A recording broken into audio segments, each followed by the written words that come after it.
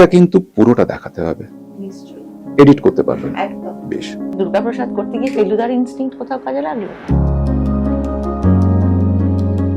আপনি যখন প্রথম অভিনয়ের জগতে এসেছেন তখন মেগাস্টার সুপারস্টার হওয়ার স্বপ্ন দেখেছিলেন? কিন্তু কি সুযোগই দিল না, দেখাবো কোথায়? আমাকে আমার পরিচালক অনুমতি দেন। একটা সিকোয়েন্স আছে যেটা বাংলা ছবিতে আগে এটা কোনোদিন দেখানো হয়নি এবং সেটা থ্রিলিং। সাম্প্রতিক কোনো ঘটনা নিয়ে কোনো প্রতিক্রিয়া টোটা রায়চৌধুরী কখনো দেন না, এটা কি আপনি সচেতন ভাবেই করেন? Welcome to Aajkaal dotting. আজকে আমার সঙ্গে যিনি বসে আছেন আপনারা বুঝতেই পারছেন যে সামনে কোন ছবির মুক্তি এবং কি নিয়ে আমরা কথা বলবো। 14ই আগস্ট মুক্তি পাচ্ছে কেউ বলে বিপ্লবী, কেউ বলে ডাকা। এখানে একটা সাংঘাতিক একটা চরিত্র, আমি সাংঘাতিক এই কারণেই বলবো, আপনারা দেখলেও পরে বুঝতে পারবেন। দুর্গা প্রসাদ রায়। ছোটদা, welcome to Aajkaal dot in. Thank you.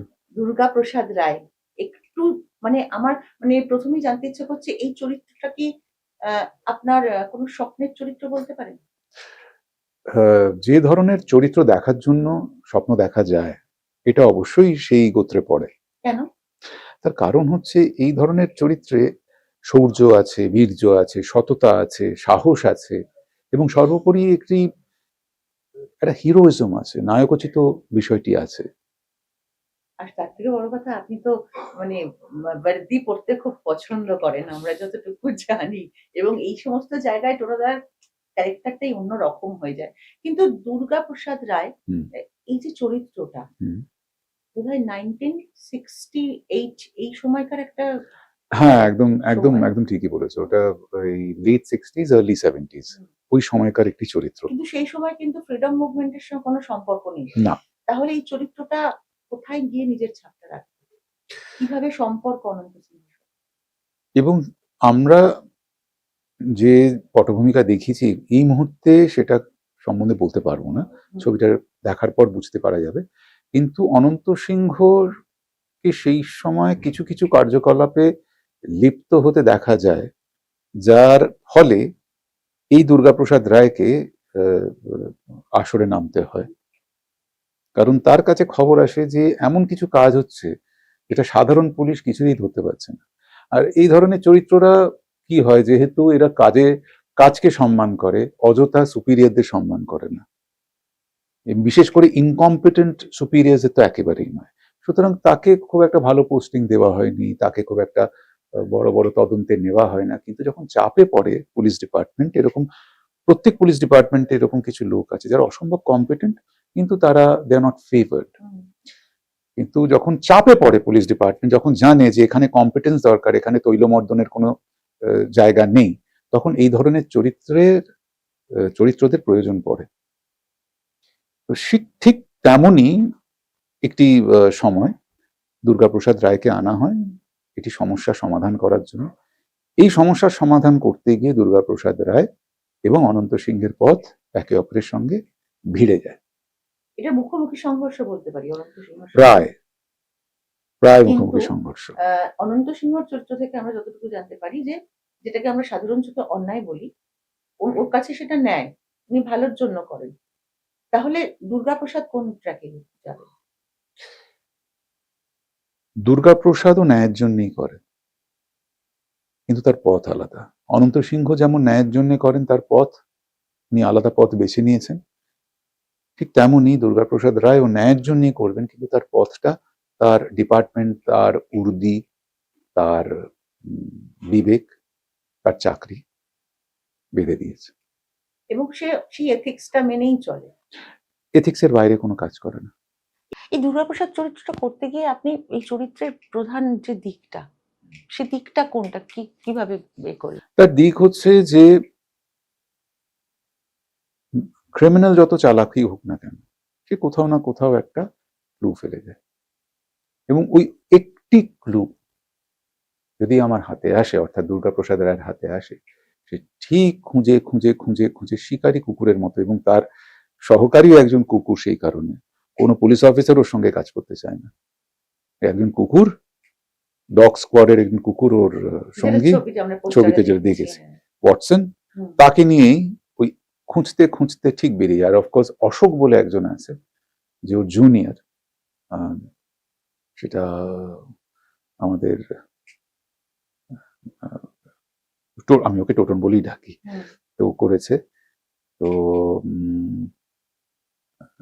ওর একটা জুনিয়র, ওর সঙ্গে ওর একমাত্র কমিউনিকেট করে, বাকি কাউকে খুব একটা শ্লেষের মাধ্যমে হোক বা তার বাক্যের মাধ্যমে হোক, একটু উপেক্ষা করেই চলতে ভালোবাসে লোকজনদের।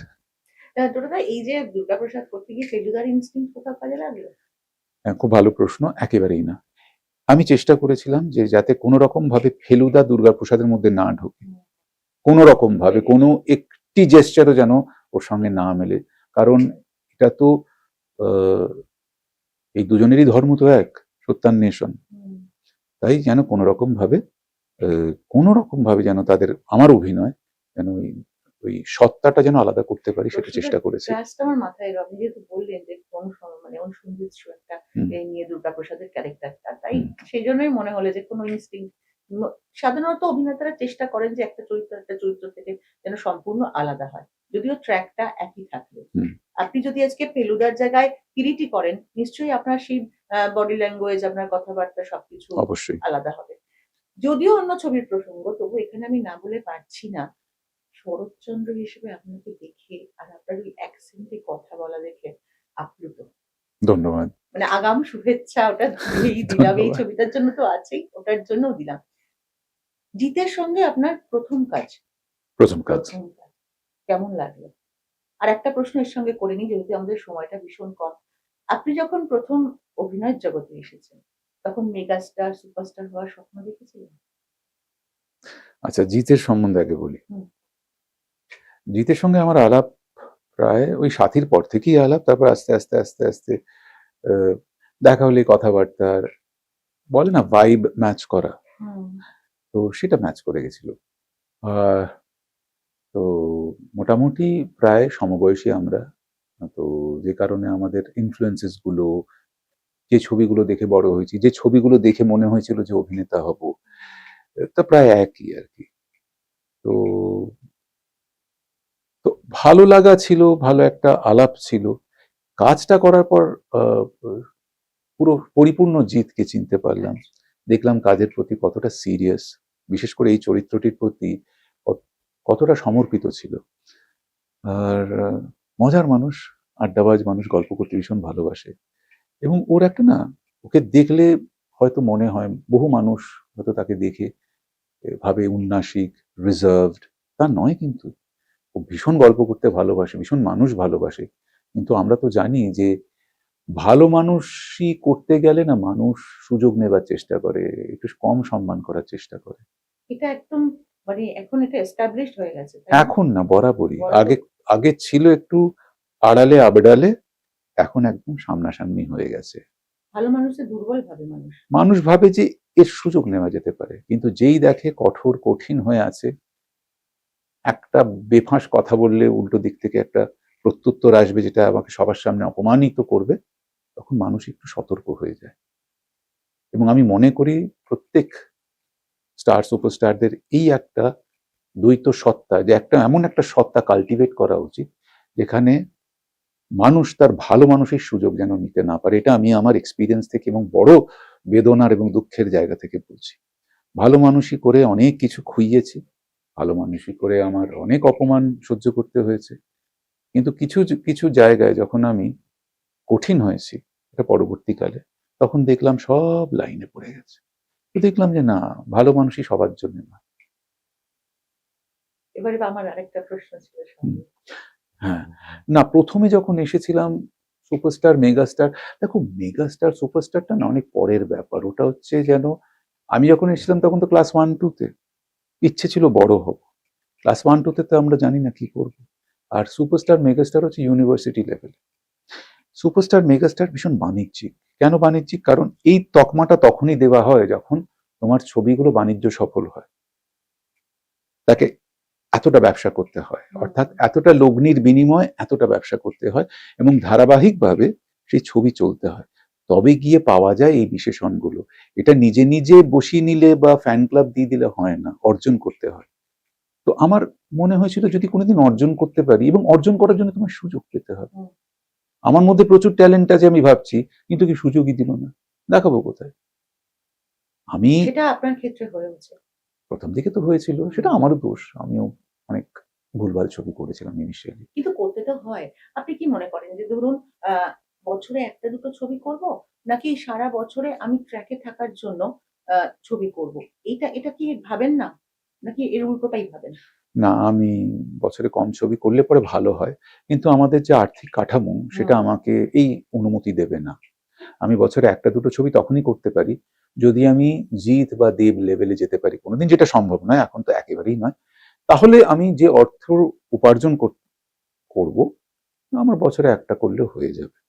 কিন্তু সেই অর্থনৈতিক সুবিধে তো আমি পাই না, বা আমি অর্জন করতে পারিনি, কাজেই আমাকে আরো বেশি ছবি করতে হয় বাধ্য হয়ে। কিন্তু তুমি যদি বলো যে হ্যাঁ, যদি অর্থের চিন্তা না থাকে, তাহলে অবশ্যই একটা ছবি বা দুটো ছবি, তার বেশি না করলেই ভালো। ধারাবাহিকে আপনি কখনো ফিরবেন না? ধারাবাহিক আমার ফেরার ইচ্ছে আছে, কিন্তু সময় বার করতে পারছি না।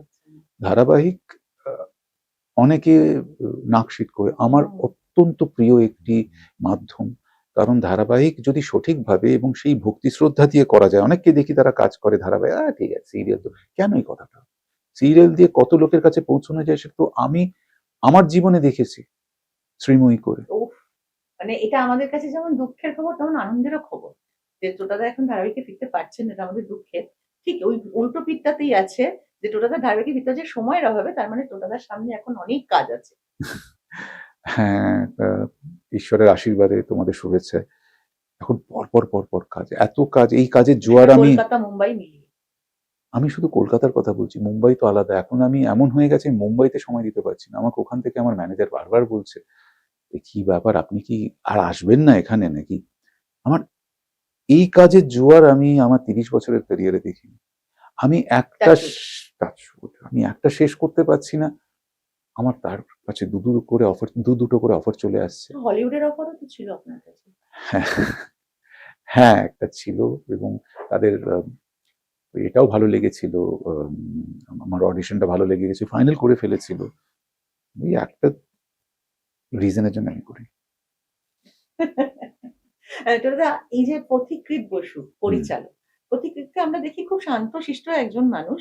কিন্তু ও মাঝে মাঝেই হঠাৎ করে দুম করে একটা বোমা ফাটিয়ে দেয়। যেমন এই ছবিটার খবরে কিন্তু আমরা সাংবাদিকরা, আমি আমার কথাই বলতে পারি। খুব ভালোও লেগেছিল, একটু অবাকও হয়েছিলাম। আ কিন্তু ভালোও লেগেছিল, বেশ উৎসাহিত হয়েছিলাম। যে পথিকৃৎ এরকম একটা কাজ করছে। তার আগে ওর অন্য ছবিও আমরা দেখেছি। পথিকৃতের পরিচালনায় ওর সঙ্গে কাজ করে আপনার কেমন লাগে? আমি না, পথিকৃৎকে আমার ভীষণ ভালো লাগে। তার সবচেয়ে বড় কারণ, যেটা সর্বোচ্চ কারণ হচ্ছে ভীষণ প্র্যাকটিক্যাল আচ্ছা। এন্ড ভীষণ ফ্লেক্সিবল।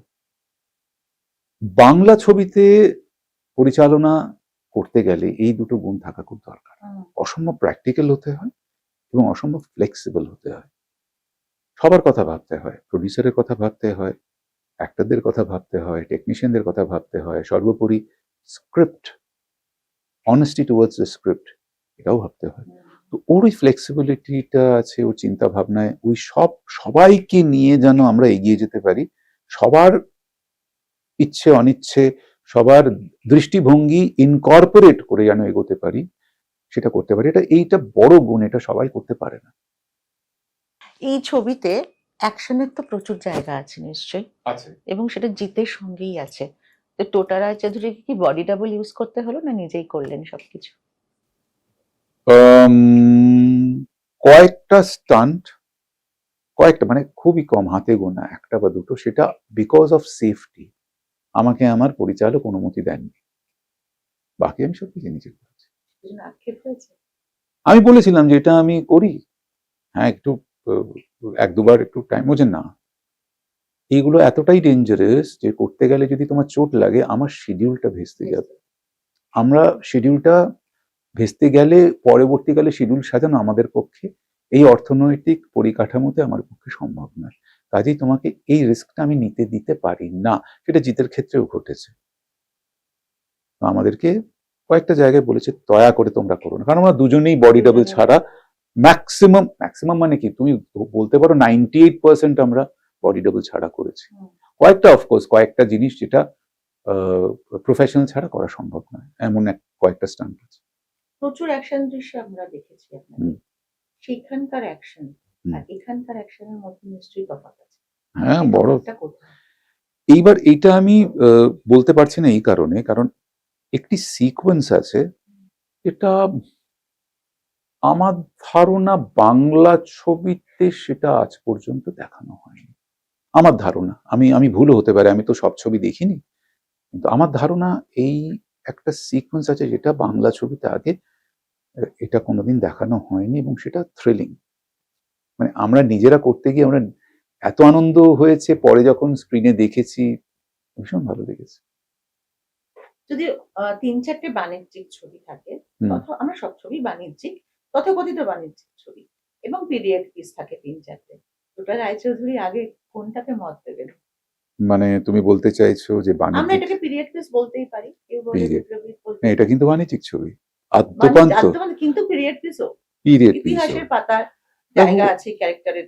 এই মুহূর্তে মানে তুমি এটা অত্যন্ত কঠিন প্রশ্ন, তার কারণ হচ্ছে আমি কোনো একটি চুজ করতে পারবো না। এই মুহূর্তে বাংলা ছবির যা অবস্থা, আমাকে বাণিজ্য সফল ছবি করতেই হবে। ছবির মান, গুণগত মান যাই হোক না কেন, বাণিজ্য সফল হতে হবে, এটা প্রাথমিক শর্ত। ইন্ডাস্ট্রিকে বাঁচাতে গেলে এই মুহূর্তে বছরে অন্তত পক্ষে 12 থেকে 15টা ছবি যেন হিট হয়, হিট ছবি। হ্যাঁ, আমি এটাই এক্ষুনি আপনাকে জিজ্ঞেস করতে যাচ্ছিলাম। আপনি বললেন বাংলা ছবির যা অবস্থা, হুম। কিন্তু আমরা তো একটার পর একটা রিলিজ দেখেই যাচ্ছি বাংলা ছবি।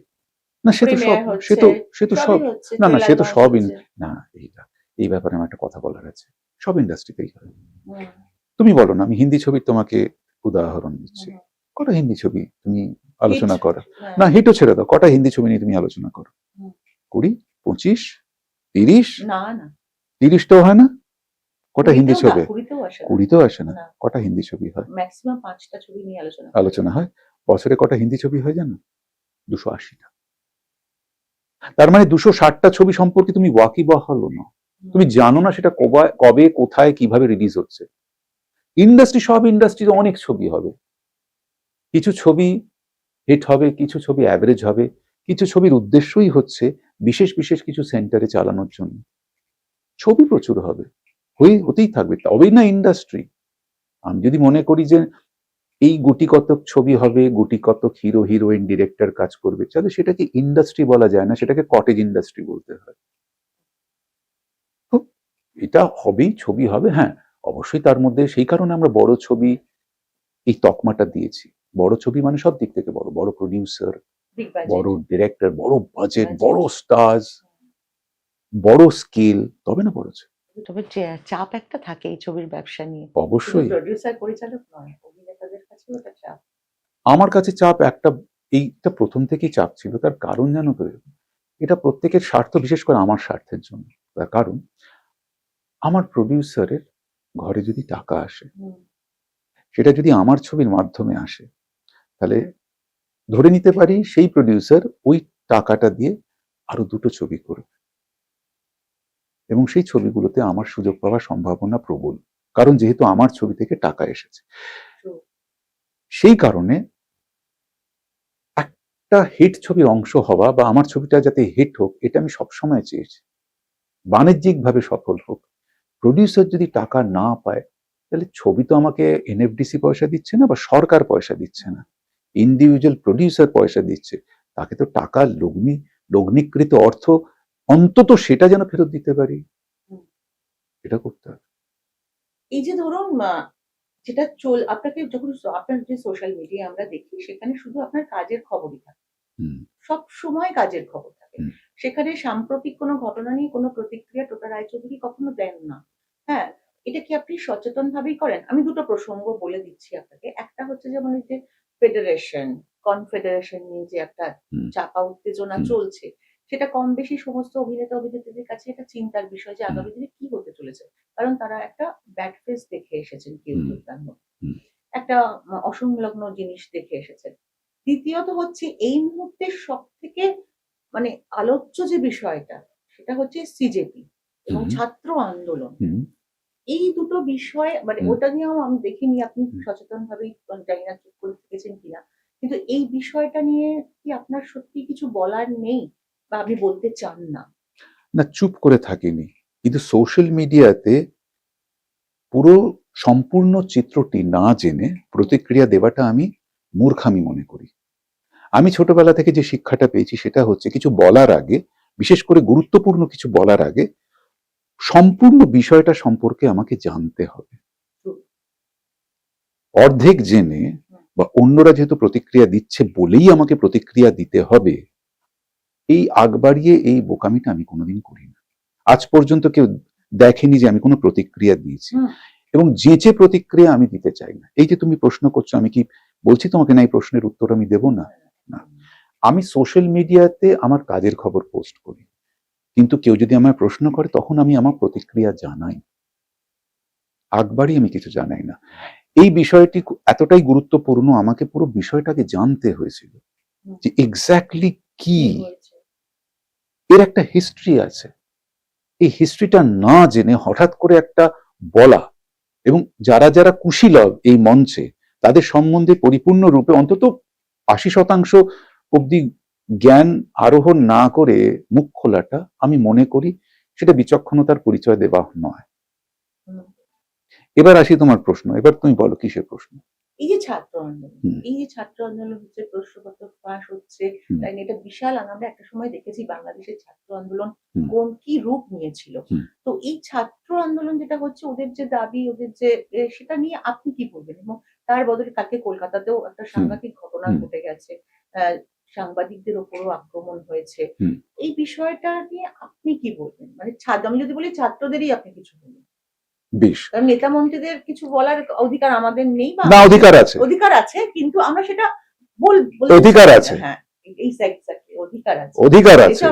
বলবো কি বলবো না, তারা শুনবেন কি শুনবেন না সেটা তাদের ব্যাপার। অধিকার আমাদের আছে, এটা যেন তারা মনে করেন, এটা যেন ভালো করে বুঝে নেন। হ্যাঁ, এবার আসি উত্তরে। আজকে আচ্ছা, এটা কিন্তু পুরোটা দেখাতে হবে, এডিট করতে পারবেন। বেশ, আজকে ছাত্ররা কি চাইছে? ফ্রি অ্যান্ড ফেয়ার এক্সামিনেশন, যেটা আমার ফান্ডামেন্টাল রাইট, তাই তো?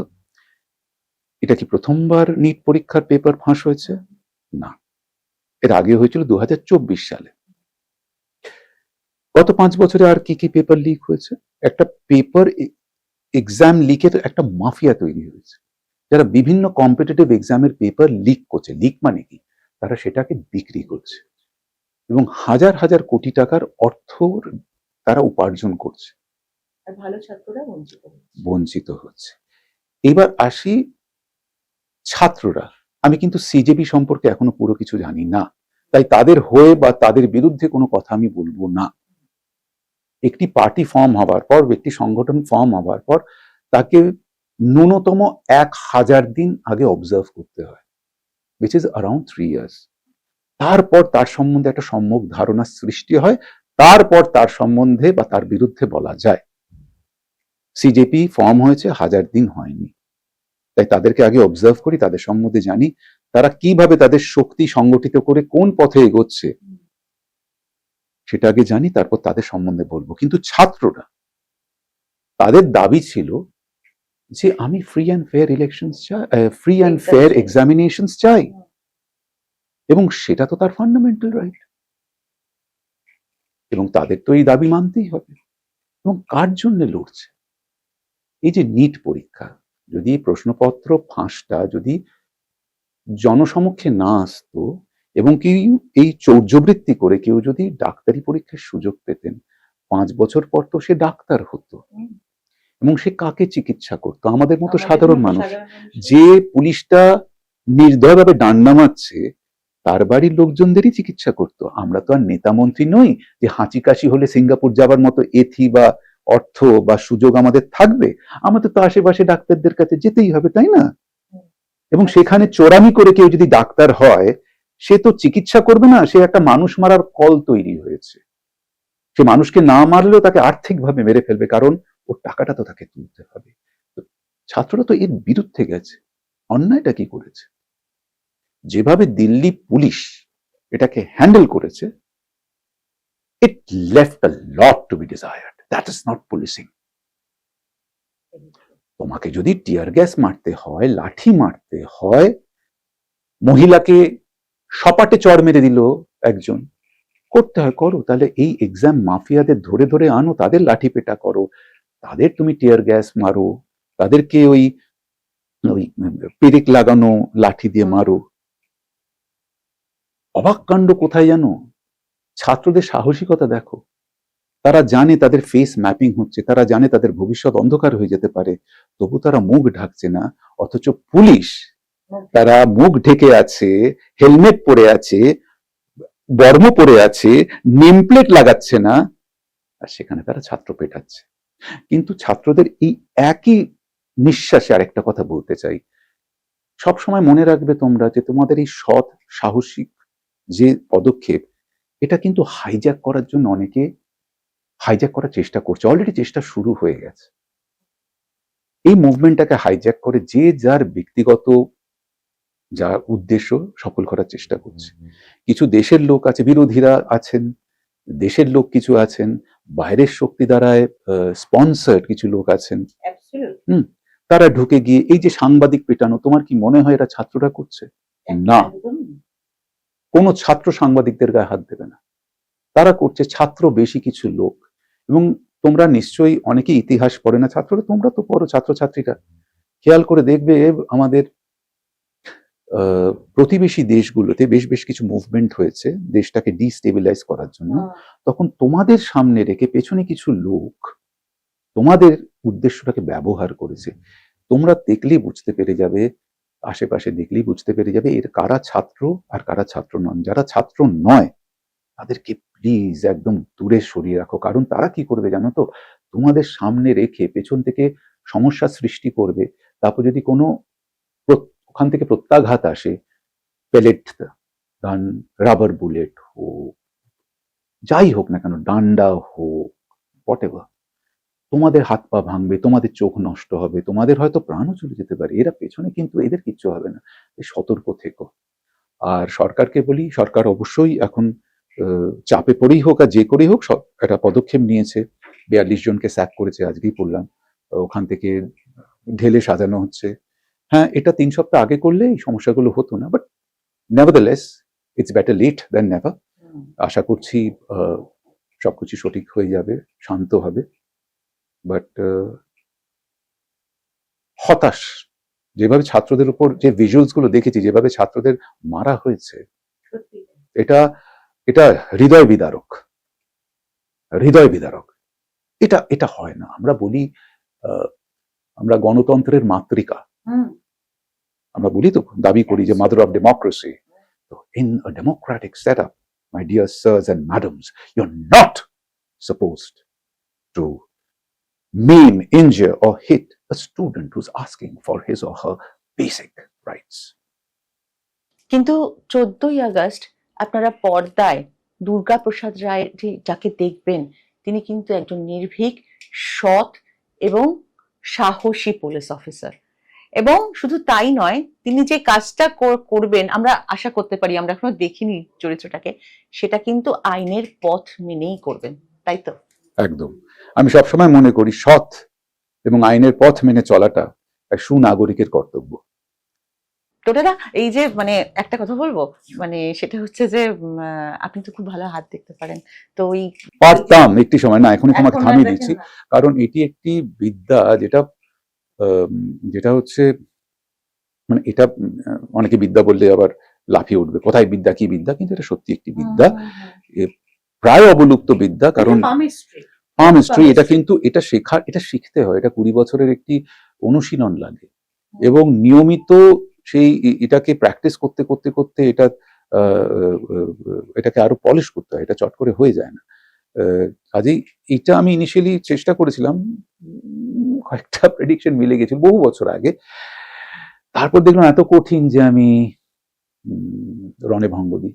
না, আপনার ভাগ্যরেখাটা দেখেছেন সম্প্রতি? না, আমি দেখি না। না না, আমি দেখি না ভাগ্যরেখা, আমি দেখি না। আমি কর্মে বিশ্বাস করি, সৎ কর্মে বিশ্বাস করি, ঈশ্বরে বিশ্বাস করি। এটাই আশা করি, এই উত্তরটাই আশা করেছিলাম আপনার কাছ থেকে। কি বলবেন ছবি নিয়ে দর্শক? আমি অনুরোধ করব যে একটা উপভোগ্য ছবি, বাঙালি শিকড়ের ছবি, কারণ এটা ইতিহাসের সঙ্গে বিজড়িত একটি চরিত্রকে নিয়ে ছবি। এবং আরো যেসব চরিত্ররা থাকবেন তারাও কিন্তু ইতিহাসের একটি অংশ। আমরা অবশ্যই টেকনিক্যাল কারণে, লিগ্যাল কারণে অনেক সময় নাম বা ডেসিগনেশন বদলে দিয়েছি, কিন্তু যদি যারা পড়াশুনো করেছেন অনন্ত সিংহকে নিয়ে বা সেই সময়টা নিয়ে, আপনারা চিনতে পেরে যাবেন। তাই ভালো লাগবে আশা করছি। বাকি আপনারা দেখুন, যদি ইচ্ছে হয় দেখুন। তবে বলতে পারি ছবিটা ভালো লাগবে। সবাই বলে, আমিও বলি, কিন্তু আমি মন থেকে বলছি ছবিটা ভালো লাগবে। সম্ভব হলে 14ই অগস্ট থেকে বিভিন্ন হলে, প্রচুর হলে রিলিজ করছে। আফটার অল আমাদের সুপারস্টার জিতের ছবি, তাই হলে গিয়ে দেখলে ভালো লাগবে আমাদের। Thank you so much.